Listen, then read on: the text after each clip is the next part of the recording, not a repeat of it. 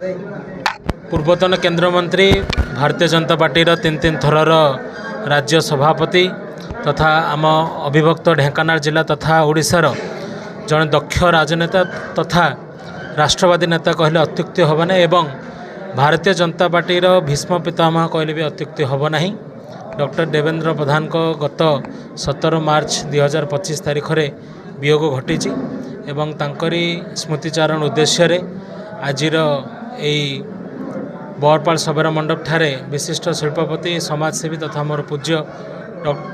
श्रीजुक्त गंगाधर सामलकर नेतृत्व में सर्वदलीय श्रद्धांजलि सभा अनुष्ठित होता जो थी कि आम बरपाल अंचल तथा पाख ओडापड़ा ब्लॉक विभिन्न पंचायतर सरपंच समिति सभ्य समस्त जोग देते। निश्चित भाव में से जड़े अमायिक व्यक्तित्व जड़े मिष्ठभाषी एवं सदा सर्वदा लोकों कार्य करने निजर दल पर कार्य करने एवं अनुकूल विकास को भली भाव घटब से समय यही जिनस सबू चिंता एवं चेतना रे सदा सर्वदा रही एते बड़ स्टाचर लोक होते भी मध्य निजर सिंपल लाइफस्टाइल पाई से समस्त पाखे ग्रहणीय थिले एवं निश्चित भाव में युवक हिसाब रे तांको ठारू प्रेरणा निश्चित भाव में आम पाइछु जे कि कौ भली भाव में जीरो रु से हीरो होते निश्चित भाव में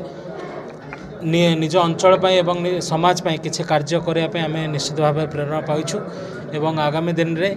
तांकरी कार्यपंथा एवं कौ भली भाव में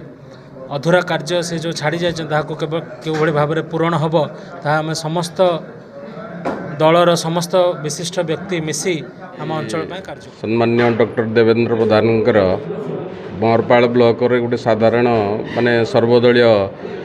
श्रद्धांजलि सभा अनुष्ठित होइछि। ये सभा को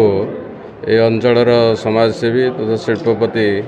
गंगा आयोजन करथिले तांको ये अंचलवासी तरफर धन्यवाद अर्पण करछु। और डॉक्टर देवेंद्र प्रधान आज जो भारतीय जनता पार्टी ओडिशार जड़े विश्वकर्मा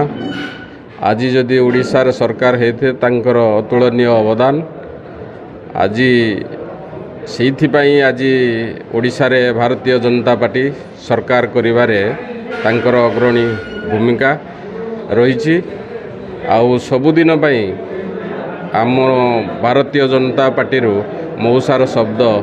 हजिगला से मो व्यक्तिगत हिसाब से दुख प्रकाश करुच्ची। आगामी दिन में तांकर जो छाड़ी जाइथिबा शून्यता को आमर युवपीढ़ी यदि पूरण करी सही भली जड़े भल मनीष हो पारे तांकर प्रति एटा श्रेष्ठ श्रद्धांजलि हब।